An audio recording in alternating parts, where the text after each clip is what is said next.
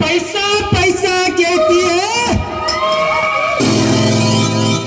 पैसा भी तू मरती है. ದುಡ್ಡೇ ದೊಡ್ಡಪ್ಪ ಅಂತಾರೆ. ದುಡ್ಡಿದ್ರೆ ತನ್ನ ಪ್ರೈಸಿಗೆ ತಾಜ್ ಮಹಲ್ ಬೇಕಾದ್ರೂ ಕಟ್ಟಿಸಬಹುದು. ಅದೇ ದುಡ್ಡಿಲ್ಲ ಅಂದ್ರೆ ಬದುಕಿರೋವರಿಗೆ ಒಂದು ಖರೀದಾರ ಕೂಡ ಕಟ್ಟೋಕೆ ಆಗಲ್ಲ.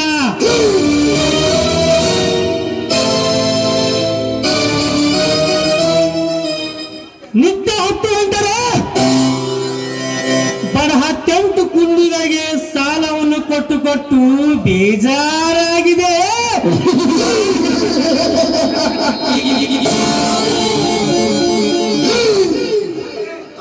ಅಲ್ಲದೆ ಸುತ್ತ 10 ಹಳ್ಳಿಗೆ ಸರದಾರನಾಗಿ ಕುಬೇರನಂತೆ ಹಣದ ಸುರಿಮಳೆಯನ್ನು ಸುರಿಸಿ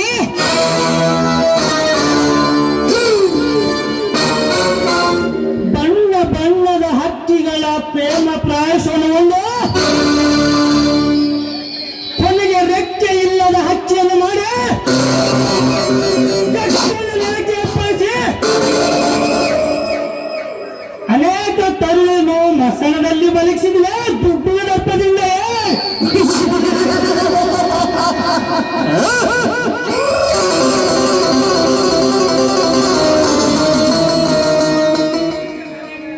ಈ ಊರಿಗೆ ನಾನೇ ನಾಯಕ. ನನಗೆ ಯಾರ ಬೆದರಿಕೆ ಇಲ್ಲ, ಯಾರ ಅಂಜಿಕೆಯೂ ನನಗಿಲ್ಲ. ಇಡೀ ಊರೇ ಇದಾದರೂ ನಡ್ಗಲಾರದು ನನ್ನ ಗುಂಡಿಗೆ. ಈ ನನ್ನ ಸೂರತರ ನೋಡೆ ಸಿಟ್ಟಿಗೆ ದಾಸಿಯ ಬೆಳಗಿದ್ದು ಬಂದರೆ ನನ್ನ ಮನೆಯ ಶ್ರೀಗಂಧದ ಕಟ್ಟಿಯನ್ನು ಒಂದುಗೂಡಿಸಿ ಅದರ ಮೇಲೆ ಕೂರಿಸುವೆ.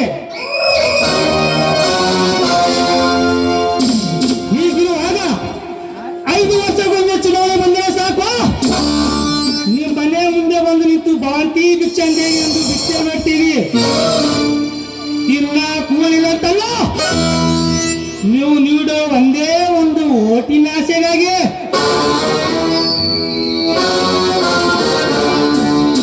ಬಣ್ಣ ಬಣ್ಣದ ಮಾತು ಆಡ್ತೀವಿ, ಇಲ್ಲ ಸಲದ ಕಥೆಗಳು ಬರ್ತೀವಿ, ತಿನ್ನ ಖಂಡ ಕೊಡ್ತೀವಿ, ಕುಡಿಲ ಖಂಡನೂ ಕೊಡ್ತೀವಿ. ಪ್ರಸಂಗ ಬಿದ್ರ ನಿಮ್ಮ ಮಗಳ ಮಲಕ್ಕೆ ಹೆಣ್ಣು ಕೊಡ್ತೀವಿ.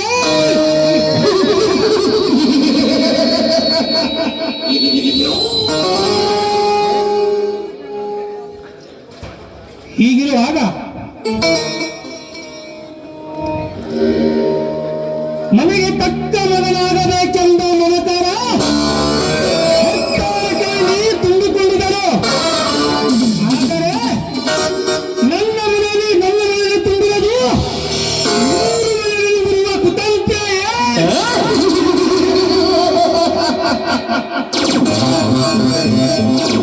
ಹೆತ್ತವರಿಗೆ ಬೇಕಾಗಿರುವುದು ನಿತ್ಯ ನ್ಯಾಯ, ನೀತಿ, ಧರ್ಮ. ಅವರ ರಕ್ತ ಹಂಚಿಕೊಂಡು ಬಂದಿದ್ದ ಈ ಮಹಂತೇಶನಿಗೆ ಬೇಕಾಗಿರೋದು ಹೆಂಡ ಕಂಡ ಕಂಡ ಯೌವನದ ಹೆಣ್ಣುಗಳೇ.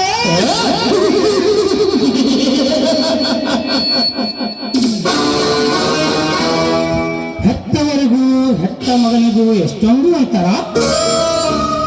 ಬಹಿರಂಗದಲ್ಲಿ ಬದುಕುವುದು ಹೆತ್ತವರ ಕೀರ್ತಿ, ಅದೇ ಅಂತರಂಗದಲ್ಲಿ ಬದುಕುವುದು ತೂರಿಕೊಂಡ ವಿಷದ ಕೊಂಡ.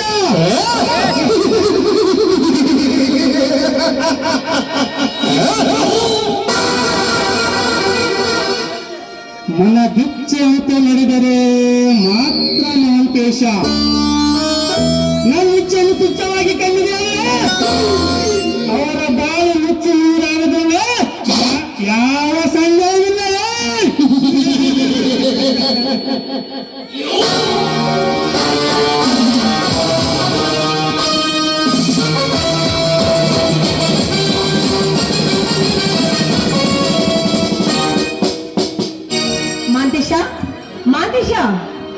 ಏನಮ್ಮ? ಏನಪ್ಪ ನೀನು ಬೆಳಗ್ಗಿಂದ ಕಾಣ್ತಾನೆ ಇಲ್ಲ, ಎಲ್ಲಿಗೆ ಹೋಗಿದ್ದೆ? ಅಮ್ಮ, ಮನೆಯಲ್ಲಿ ನನಗೆ ಕಾಲ ಕಳೆಯಲು ತುಂಬಾ ಬೇಜಾರ ಬರ್ತಾ ಇದೆ. ಆದ ಕಾರಣ ಸ್ನೇಹಿತರನ್ನು ಕಾಣಲು ಹೊರಗಡೆ ಹೋಗಿದ್ದೇನಮ್ಮ.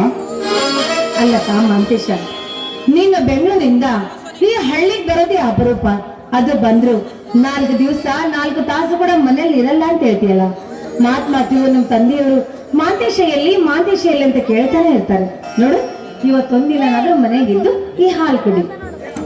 ಹೀಗೇನಮ್ಮ, ಚಿಕ್ಕ ಮಗುವಿಗೆ ಹಾಲು ಕುಡಿಸಿದಂತೆ ನನಗೆ ಹಾಲು ಕುಡಿಸಲು ಬಂದಿಲ್ಲ. ನಾನು ನಿಮ್ಮ ಚಿಕ್ಕ ಮಗು ಮಾಂತೇಶ ಅಲ್ಲ, ಬೇಗನಿಂತ ಪ್ರಾಪ್ತ ವಯಸ್ಸಿನ ಮಗನಮ್ಮ.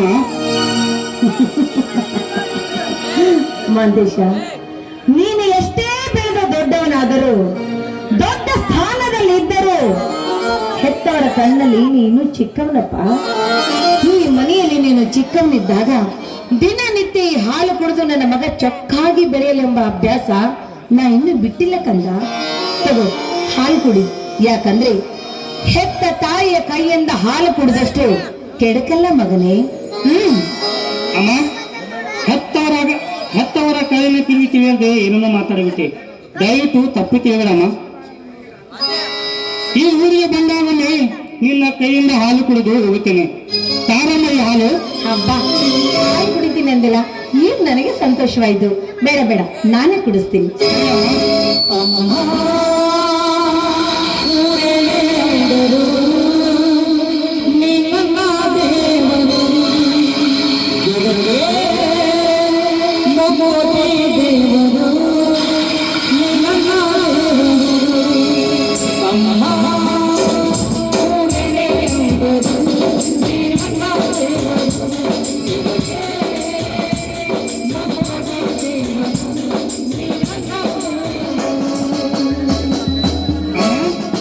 ಅಮ್ಮ, ಈಗಲಾದರೂ ನಿನಗೆ ಸಂತೋಷವಾಗಿದೆ. ಅಮ್ಮ, ನಿನ್ನೆ ರಾತ್ರಿ ನಾನು ಮನೆಗೆ ಬಂದಾಗ ತುಂಬಾ ಹೊತ್ತಾಗಿತ್ತು. ಅಪ್ಪ ಏನಾದರೂ ತಪ್ಪು ತಿಳಿದುಕೊಂಡರೆ? ನೀನು ಮಾಡಿದ ತಪ್ಪು ಅವ್ರ ಕಣ್ಣಿಗೆ ಬಿದ್ದರೆ ತಾನೇ ಅವರು. ನಿನ್ನೆ ರಾತ್ರಿ ನೀನು ಕುಡಿದು ಅಲಗಾಡತ್ತ ಬರುವುದನ್ನ ನಾನೇ ನನ್ನ ಕಣ್ಣಾರ ಕಂಡು ನಿನ್ನ ಕೈ ಹಿಡಿದು ಒಳಗಡೆ ಕರ್ಕೊಂಡೋಗಿ ಮಲಗಿಸಿದ್ದೆ. ನಿಂತು ಮಾತಾಡುವ ಸ್ಥಿತಿಯೂ ನಿನಗಿರಲಿಲ್ಲ, ನಿನ್ನ ಘನತೆಯ ಹರಿವು ಕೂಡ ನಿನಗಿರಲಿಲ್ಲ. ನೀ ಮಾಡಿದ ತಪ್ಪು ನಿಮ್ಮ ತಂದೆಯವರ ಕಣ್ಣಿಗೆ ಬೀಳಿಲ್ಲಲ್ಲ, ಅದೇ ನನ್ನ ಪುಣ್ಯವಪ್ಪ, ಅದೇ ನನ್ನ ಪುಣ್ಯ. ಅಮ್ಮ, ಹೌದು ಮಗನೇ, ಹೆತ್ತ ತಾಯಿಯಾಗಿ ಹೇಳ್ತಾ ಇದ್ದೀನಿ. ಹೆತ್ತ ಕರಳಿನ ಸಂತ ನಿನಗೇನಪ್ಪ ಗೊತ್ತು? ಯಾಕಂದ್ರೆ ಇದು ನ್ಯಾಯವಂತರ ಮನೆತನ, ಧರ್ಮವಂತರ ಮನೆತನ, ನ್ಯಾಯಕ್ಕಾಗಿ ಹೋರಾಟ ಮಾಡುವಂತರ ಮನೆತನಪ್ಪ. ಇಂಥ ಮನೆತನದಲ್ಲಿ ಹುಟ್ಟಿದವನು ನೀನು 10 ಜನ ಮೆಚ್ಚುವಂತ ಕೆಲಸ ಮಾಡಬೇಕೇ ವಿನಃ ಹೀನ ಕೆಲಸಕ್ಕೆ ಯಾವತ್ತು ಕೈ ಹಾಕಬಾರ್ದು ಮಗನೇ. ಈ ವಯಸ್ಸಿನಲ್ಲಿ ನೀನು ಕುಡಿಯುವುದು, ಸೇದುವುದು, ಜೂಜಾಟ ಮಾಡ್ತಾ ಹೋದ್ರೆ ನಿನ್ನ ಜೀವನ ಕುತ್ತಾಗುವುದು. ನಿನಗೆ ದುರಂತ ತಪ್ಪಿದ್ದಲ್ಲ ಮಾಂತೇಶ, ನಿನಗೆ ದುರಂತ ತಪ್ಪಿದ್ದಲ್ಲ. ಶ್ರೀತಾಂಬ ಹೆತ್ತವರಾಗ್ನೆ ಹಿಂದೆ ಮುಂದೆ ಯಾವ ತಪ್ಪಾಗದಂತೆ ನಾನು ನಡೆದುಕೊಳ್ತೇನೆ. ಅಮ್ಮ, ನಿಮ್ಮ ನಾನು ಕುಡಿದು ಬಂದಿದ್ದಕ್ಕೆ ಶಿಕ್ಷೆ ನೀಡುವುದಾದರೆ ನಿನ್ನ ಕೈಯಿಂದ ನನ್ನ ಕೆನ್ನೆಗೆ 4 ಬಾರಿ.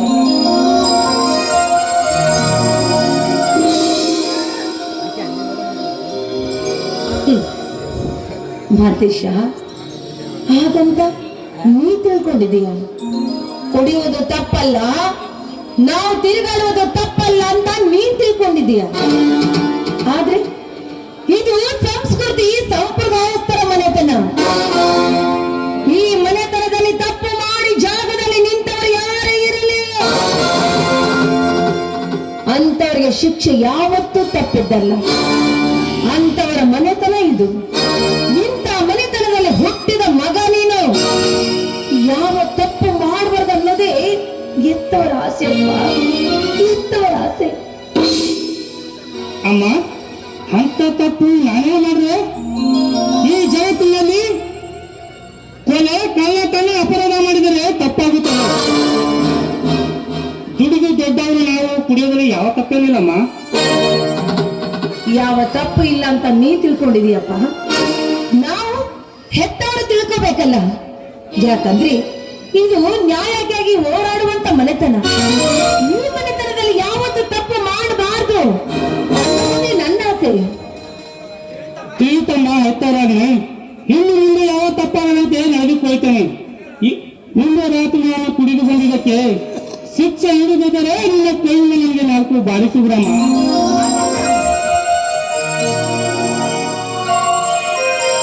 ಮಂತೇಶ, ನೋಡಪ್ಪ, ನೀನು ಇರೋನು ನೀ ಒಬ್ಬ ಮಗ. ನನಗೆ ಹೆಣ್ಣು ಮಗು ಅಂದ್ರೆ ನೀನು, ಗಂಡು ಮಗು ಅಂದ್ರೂ ನೀನೇ. ಗಂಡ ಹೆಂಡರ ಬಾಳಿಗೆ ಕಣ್ಣಾಗಬೇಕಾದವನು ನೀನು ಕಬ್ಬ. ಯಾಕಂದ್ರೆ ನಿನ್ನ ಕೆನ್ನೆಗೆ ಹೊಡೆಯುವಷ್ಟು ಸಣ್ಣ ಗುಣದ ಹೆಣ್ಣು ನಾನಲ್ಲ. ನೀನು 100 ತಪ್ಪು ಮಾಡಿದ್ರು ಕೂಡ ಅದನ್ನ ಮುಚ್ಕೊಳ್ಳುವ ಸ್ವಭಾವ ಎತ್ತ ಕರಳಗಿದೆಯಪ್ಪ, ಎತ್ತ ಕರಳಗಿದೆ. ನಾನು ಯಾಕೆ ಮಾತು ನಿನಗೆ ಹೇಳುತ್ತಂದ್ರೆ, ನೀನು ಹಿಡಿಯುತ್ತಿರುವ ಹೆಜ್ಜೆ ಎಚ್ಚರವಾಗಿರಲಿ, ನೀನು ನಡೆಯುತ್ತಿರುವ ಹಾದಿ ಸ್ವಚ್ಛವಾಗಿರಲಿ, ನಿನ್ನ ನಡೆ ನುಡಿ ರೀತಿ ನೀತಿ ಚೆನ್ನಾಗಿರ್ಬೇಕನ್ನೋದೇ ನನ್ನ ಆಸೆಯಪ್ಪ. ನೀನು 100 ತಪ್ಪು ಮಾಡಿದ್ರು ಅದನ್ನು ನಾನು ಸಹಿಸ್ಕೊಂತೀನಿ. ಆದ್ರೆ ನಿಮ್ಮ ತಂದೆಯವರು ಅಂತವರಲ್ಲ.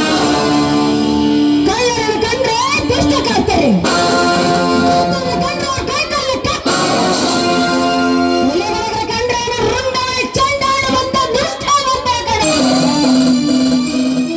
ಅಂತವರ ಮಗನಾದ ನೀನು ಅಷ್ಟೇ ನಿಷ್ಠೆಯಿಂದ ಇರಬೇಕನ್ನೋದು ತವರ ಆಸೆಯಪ್ಪ.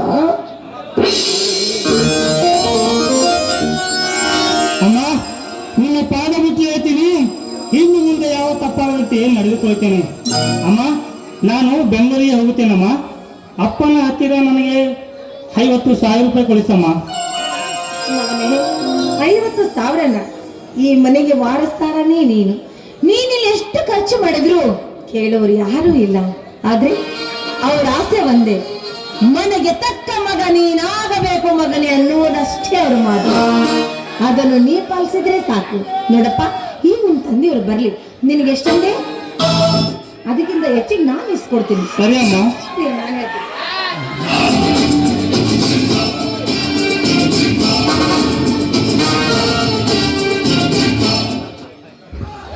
ಮಾದೇವಿ, ಏನೋ ತಾಯಿ ಮಗ ಗಾಢ ವಿಚಾರ ಮಾಡ್ತಾ ಇದ್ದಂಗೆ ಕಾಣುತ್ತೆ. ಏನಿಲ್ಲ ರೀ, ಅದು ಅದೇ ನನ್ನ ಮಗ ಬೆಂಗಳೂರಿಗೆ ಹೋಗ್ತಾನಂತ್ರಿ. ಹೌದು. ಅದು ಇದು ಖರ್ಚು ಅಂತ ಇರುತ್ತಲ್ಲ, ಅದಕ್ಕೆ ಸ್ವಲ್ಪ ಹಣ ಬೇಕು. ಎಷ್ಟು ಕೇಳಿ ಇಷ್ಟು ಕೊಡೋ ಅಂತ ನಾನು. ಮಾದೇವಿ, 10,000 ಕೇಳೋದಕ್ಕೆ ನನ್ನ ಕೇಳಬೇಕು. ಸರಿ, ಕೇಳ್ತೀನಿ. ಎಷ್ಟಂದಿ? ಅಮ್ಮ, ನನಗೆ 10,000 ಕೊಡಿಸಮ್ಮ. 10,000ನಾ? ಹಾ ಅಮ್ಮ. ಇರು ನಾನು ಕೊಡಿಸ್ತೀನಿ. ಏನಂದ್ರೆ ಹಾ, ಮಗನಿಗೆ 50,000 ಅಂತ್ರಿ.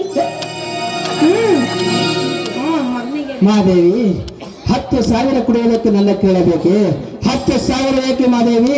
50,000 ಬೇಕಾದ್ರೆ ಕೊಟ್ಟುಕೊಳ್ಳು. ಆದ್ರೆ 1 ಲಕ್ಷನೇ ಕೊಡು. ಆದ್ರೆ ನನ್ನದೇನು ಅಭ್ಯಂತರವಿಲ್ಲ. ಆದರೆ ಮಗು ಮಾಂತೇಶ, ಒಂದು ಮಾತಿದೆ ಮಗನೇ. ಹೇಳಪ್ಪಾಜಿ, ನಿಮ್ಮ ಮಾತು ಚಾಚು ತಪ್ಪದೆ ಪಾಲಿಸ್ತೀನಿ. ನೋಡು ಮಾಂತೇಶ, ಈ ಮನೆಗೆ ನೀನೊಬ್ಬನೇ ಯಜಮಾನ. ಈ ಮನೆಯ ಸ್ವಾಧೀನದಲ್ಲಿ ಬರುವ ಆಸ್ತಿ, ಅಂತಸ್ತು, ಐಶ್ವರ್ಯ, ಸಿರಿ ಸಂಪತ್ತಿಗೆಲ್ಲ ನೀನೇ ಒಡೆಯಲಾಗಿವೆ. ಮುಂದೊಂದು ದಿನ ಈ ಮನೆಗೆ ಯಜಮಾನನಾಗಬೇಕಾದವನು. ನಮ್ಮ ವಯಸ್ಸು ಇಳಿಯುತ್ತಾ ಹೋಯಿತು, ನಿನ್ನ ಬುದ್ಧಿ ಬೆಳೆಯುತ್ತಾ ಹೋಯಿತು. ಆ ಬೆಳೆಯುವ ನಿನ್ನ ಬುದ್ಧಿಯಲ್ಲಿ ಸಂಸ್ಕೃತಿ, ಸಂಪ್ರದಾಯ ಬಹಳಷ್ಟು ಪರಿಶುದ್ಧವಾಗಿರ್ಬೇಕಪ್ಪ.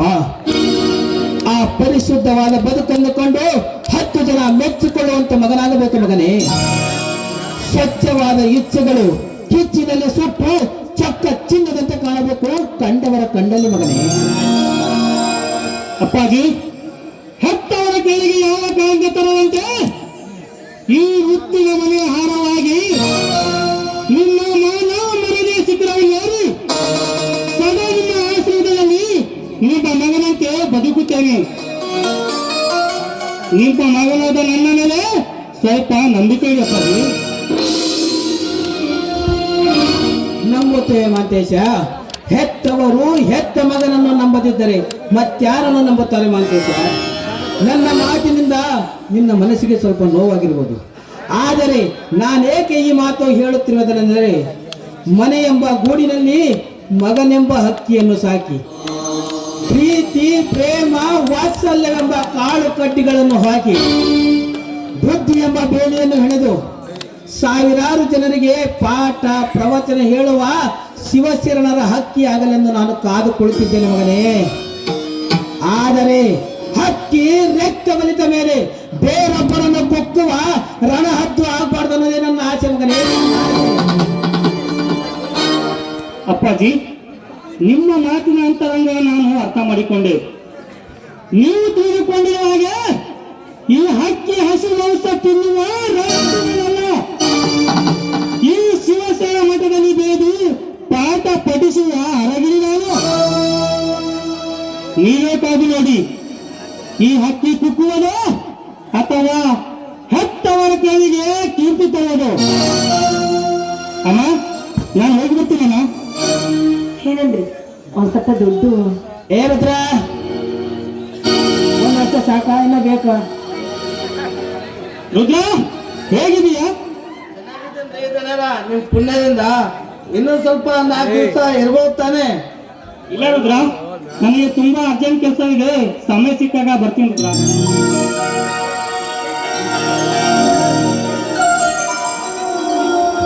ರುದ್ರ, ಇವತ್ತು ಏನಂತ ನಿಮ್ಗಾದ್ರೂ ಗೊತ್ತಾ? ಆ, ಇಲ್ಲ ಇವತ್ತು ಶನಿವಾರ ಅನ್ನೋದು ಮಾತ್ರ ನಿನಗೆ ಗೊತ್ತು. ತಿಳಿನೇ ಅಲ್ಲ ಮಾದೇವಿ, ಯಾಕ್ರಿ? ನನ್ನ ಹುಟ್ಟು ಮಗನ ಹಬ್ಬ ಇದೆ. ಹ್ಯಾಪಿ ಬರ್ತ್ಡೇ, ಅದು ಬೇಕು ನಿನಗೆ ಗೊತ್ತಿಲ್ಲ? ಅಯ್ಯಯ್ಯೋ, ಮತ್ತೆ ಹೋಗ್ಬಿಟ್ಟಿದ್ದೀರಿ ನನಗೆ. ಸರಿ ಸರಿ, ನೀವು ನೆನಪಿಸಿದ್ರಲ್ಲ, ನನಗೆ ಅಷ್ಟೇ ಸಾಕು.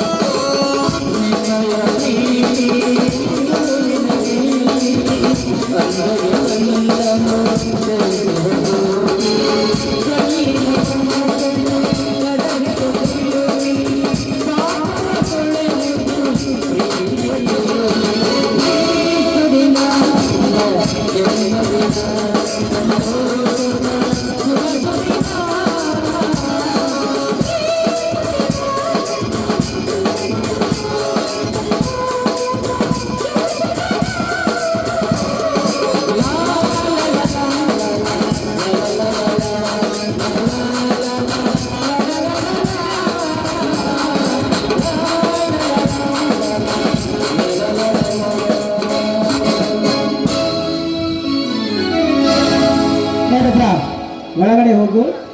1,00,000 ರೂಪಾಯಿ ಬ್ಯಾಗಿನಲ್ಲಿ ಇಟ್ಟುಕೊಂಡು ತೆಗೆದುಕೊಂಡು ಬಾ. ಆಯ್ತು ರೀ ದೊಣ್ಣರ. ಮಂತೇಶ ನೋಡಪ್ಪ, ಅಲ್ಲಿ ಹೋದ್ಮೇಲೆ ಅದು ಇದನ್ನ ತಿಂದು ನಿನ್ನ ಆರೋಗ್ಯ ಕೆಡ್ಸ್ಕೊಳ್ಕೊಬೇಡ.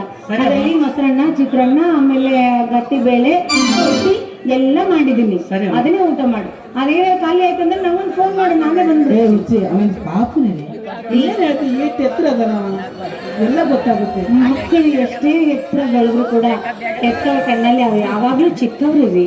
ಅದು ಕರೆ ಅಮ್ಮ, ಆದ್ರೆ ಇಷ್ಟು ಮುದ್ದಾಗಿ ಮಾಡೋದು ನಂಗ್ ಸರಿ ಅನಿಸ್ತಾ ಇಲ್ಲ. ಒಬ್ಬನೇ ಮಗ ಅಲ್ಲ, ಅದಕ್ಕೆ ಪ್ರೀತಿ ತೋರಿಸ್ತೀನಿ. ಆಯ್ತು ನನ್ನ ಮಗಳು ಬೆಂಗಳೂರಲ್ಲಿದ್ದಾಳ್ರಿ. ಈ ವರ್ಷ BA ಮುಗಿತೈತಿ.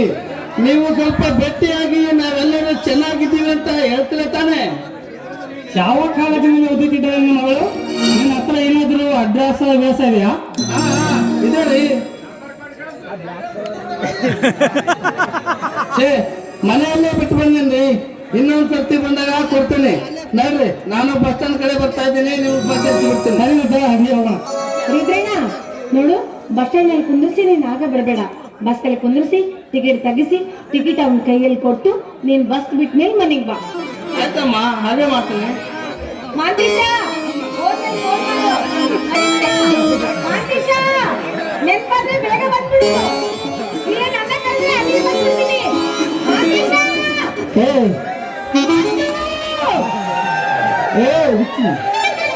ಬೆಂಗಳೂರಿಗೆ ಪಾದಯಾತ್ರೆ ನಡೀತಲ್ಲ, ಬಸ್ಸಿಗೆ ಹೋಗ್ತಾನೆ. ಏನ್ ಇಲ್ಲಿ ನಲ್ಲಿ ತಕ ಹೋ ಅಂತ ನಡೆದಿದೆ ರಾಗ. ನನಗೆ ತುಂಬಾ ಹೊಟ್ಟೆ ಹಸಿತದೆ. ಏನಾದ್ರೂ ನನಗನ ಆದ ಇಲ್ಲ. ಊಟ ಊಟ ಅಲ್ಲ ರೀ, ಇಲ್ಲಾದ್ರೆ ನಾನು ಹೊತ್ತೊತ್ತಿಗೆ ಊಟ ಮಾಡಿಸ್ತಿದ್ದೆ. ಅಲ್ಲಿ ಯಾವಾಗ ಉಣ್ತಾನೋ ಯಾವಾಗ ಬಿಡ್ತಾನಂತ ಚಿಂತೆ ರೀ ನನ್ಗೆ. ಅವನೆಲ್ಲ ದೊಡ್ಡ ಮಗು ಮಾದೇವಿ, ನನಗೆ ಸ್ವಲ್ಪ ಹೊಸ ಆಗ್ತದೆ. ಮತ್ತೆ ಊಟ ಮಾಡಿದ್ವಿ ಬಿಡಿ, ಆ ಮಗು ಹೋದ್ರೆ ಏನಾಯ್ತು, ಇವರೆಲ್ಲ ನನ್ನ ಮಕ್ಕಳು.